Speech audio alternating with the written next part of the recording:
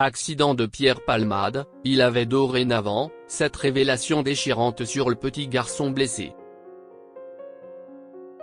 Nos confrères de Libération sont revenus sur l'accident causé par Pierre Palmade. Et ils dévoilent une révélation déchirante au sujet du petit garçon blessé. Le 10 février 2023, Pierre Palmade est au volant de sa voiture quand il cause un grave accident de la route. Sous l'emprise de stupéfiants, l'humoriste va percuter un autre véhicule, faisant 3 blessés graves.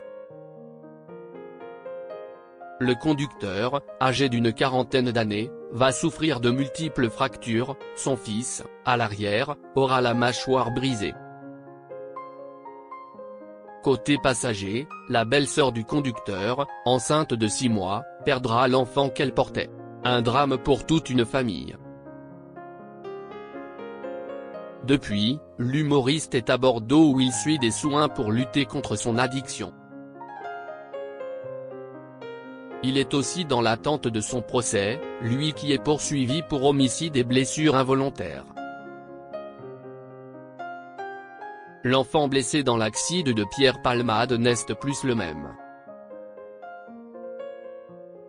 Nos confrères de Libération sont revenus sur cette tragédie, notamment sur les blessures et séquelles que possèdent les blessés. Avant, j'avais une belle vie. Maintenant elle est catastrophique, indique Yuxel, le conducteur de la voiture accidentée. Son enfant, un garçon de 6 ans au moment des faits, est suivi par un psychologue.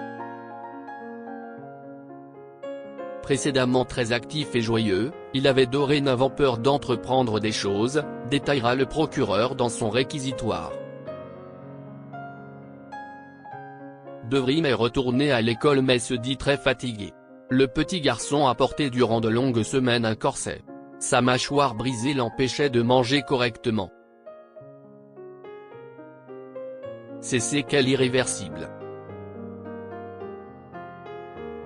Puis, Devrim a aussi été confronté à l'image de son père dans un lit d'hôpital. Quand je l'ai emmené voir son père à l'hôpital et qu'il l'a découvert dans cet état, il était tellement choqué qu'il est resté paralysé, se souvient l'oncle du petit garçon, Erjan Yakout pour nos confrères de BFM TV. Son père lui aussi s'est mis à pleurer, c'est une douleur tellement horrible que je n'ai pas pu laisser le petit voir son père dans cet état plus longtemps. Des confidences terrifiantes. La vie de ces 3 personnes est donc bouleversée à vie. Dorénavant elles doivent continuer à vivre avec leurs blessures, qu'elles soient physiques ou psychologiques. Elles attendent également des réponses de la part de Pierre Palmade dont le procès sera largement suivi.